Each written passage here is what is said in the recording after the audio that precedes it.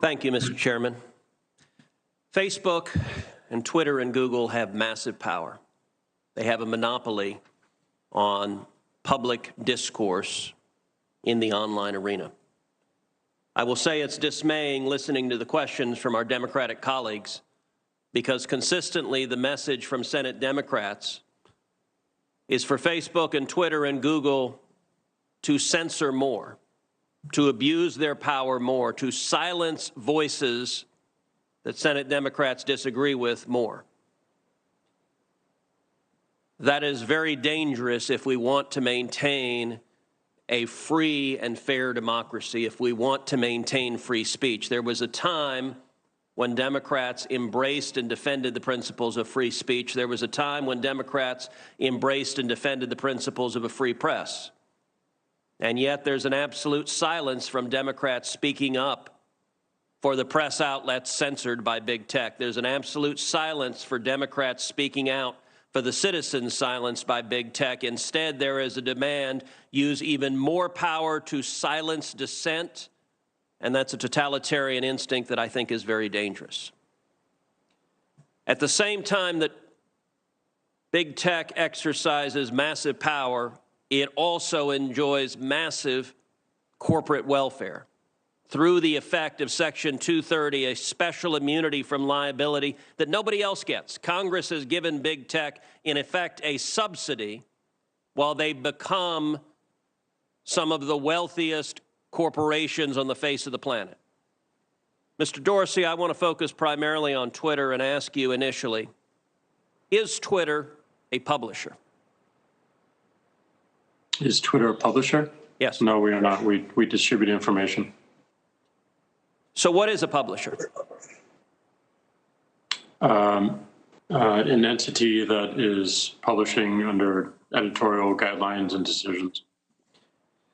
Well, your answer happens to be contrary to the text of federal statute, particular Section 230, which defines an information content provider as any person or entity that is responsible in whole or in part for the creation or development of information provided through the internet or any other interactive computer service. Let me ask you, was Twitter being a publisher when it censored the New York Post? No, we have very clear policies on the conduct we enable on the platform. And if there's a violation, we take an enforcement action, and people choose to commit to those policies and to those terms of service. Except your policies are applied in a partisan and selective manner. You claim it was hacked materials, and yet you didn't block the distribution of the New York Times story that alleged to talk about President Trump's tax returns, even though a federal statute makes it a crime to distribute someone's tax returns without their consent. You didn't block any of that discussion, did you?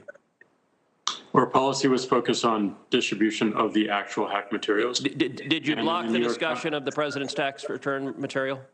And in the New York Times case, we interpreted it as reporting about the hacked materials. Did you block Edward Snowden when he illegally released material? I don't have the answer to that. The answer is no. You haven't used this in a selective manner. Let me ask you, were you being a publisher when you forced Politico, another journalistic outlet, to take down their tweets on a topic that you had deemed impermissible? No. We were enforcing our policy and our terms of service. So on October 15th, Jake Sherman, a reporter at Politico, tweeted the following. I tweeted a link to the New York Post story right after it dropped yesterday morning.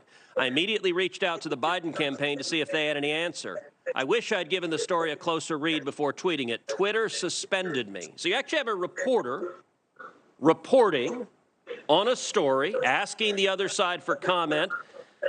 And Twitter says, hi, Jake Sherman, your account at Jake Sherman has been locked for violating Twitter rules. Now, what did the Politico reporter do? Immediately tweets after that, my goal was not to spread information. Well, that's a little worrisome just in and of itself. My goal was to raise questions about the story. Oh, my overlords in Silicon Valley, I was attacking the New York Post. You don't understand. I was attacking them, as I did in subsequent tweets, and see how the Biden campaign was going to respond. They later did respond. And then, not long after, Jake Sherman comes back with, my account is clearly no longer suspended. I deleted the tweet. When Twitter is editing and censoring and silencing, the New York Post, the newspaper with the fourth highest circulation in the country, and Politico, one of the leading newspapers in the country, is Twitter behaving as a publisher when it's deciding what stories reporters are allowed to write and publish and what stories they're not? No, and that account was not suspended. It fell afoul of the hacked materials policy. We realized that there was an error in that policy and the enforcement. Hold on, I'm literally looking at the tweet from Twitter that says your account has been locked. You're telling me that this is not an accurate... That's a lock and can be unlocked when you delete the... I understand that you have the star chamber power. Your answer is always, well, once we silence you, we can choose to allow you to speak. But you are engaged in publishing decisions. Let me shift to a different topic. Mr. Dorsey, does voter fraud exist? I don't know for certain. Are you an expert in voter fraud? No, I'm not. Well, why then is Twitter right now putting purported warnings on virtually any statement about voter fraud? We're simply linking to a broader conversation so that people have more information. No, you're not. You put up a page that says, quote, voter fraud of any kind is exceedingly rare in the United States.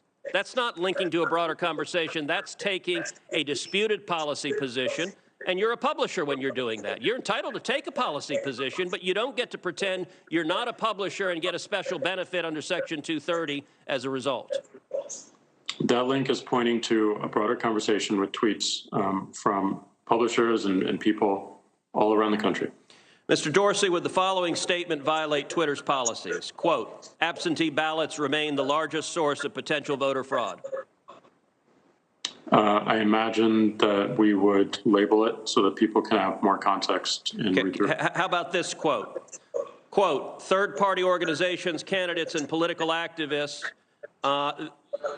voter fraud is particularly possible where, quote, third-party organizations, candidates, and political party activists are involved in, quote, handling absentee ballots. Would you flag that as potentially misleading?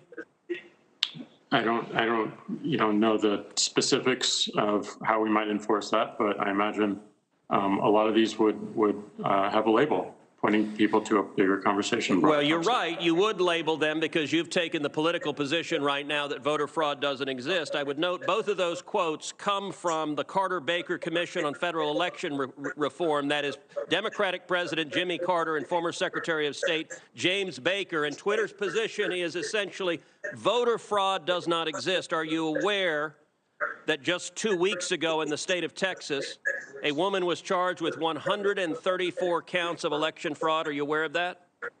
I'm not aware of that. If I tweeted that statement with a link to the indictment, would you put a warning on it that says, well, the Democratic Party position right now is voter fraud doesn't exist? I don't think it's useful to get into hypotheticals, but I don't believe so. You don't believe so? Well, we're going to test that because I'm going to tweet that and we'll see what you put on it. All right.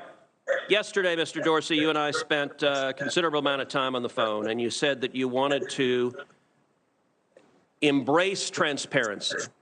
So I want to ask you, I have asked Twitter, I've asked Facebook multiple times, how many times have you blocked Republican candidates for office, their tweets or their posts in 2016, in 2018, and 2020? How many times have you blocked Democratic candidates for office? How many times have you blocked Republican office holders? How many times have you blocked Democratic office holders? Twitter has repeatedly refused to answer that question with specific hard data and cataloging the examples. In the interest of transparency, which you said you want to embrace, will you commit in this hearing right now to answer those questions in writing? And we'll exactly what we want to do. Question. Okay. I'm sorry, Mr. Dorsey, I didn't hear you. That's exactly what we're pushing for as we think about building upon 230. Is that a yes that you will answer those questions in writing? Transparency, not just of outcomes, but also our process as well. Is that a yes that you will answer those questions in writing? We'll certainly look into it and see what we can do. And actually answer them and not give lawyerly doublespeak about why you're not going to give specifics. Answer them. Will you commit to this committee that you will answer those questions? We're going to work to answering broader transparency around outcomes. All right, that's a no. Mr. Zuckerberg, how about you? Will you commit that Facebook will answer those specific questions, cataloging the number of instances in which Democrats in 16, 18, and 20 have been silenced versus the number of instances in which Republicans have been silenced on Facebook? Senator, I'm not sure if we have that data available, but I will follow up with you or your team. Okay, I'm going to take that as a yes, and I'm going to take Twitter. We'll see if it's a yes or transparency is bogus and we don't intend to provide it. Senator Durbin.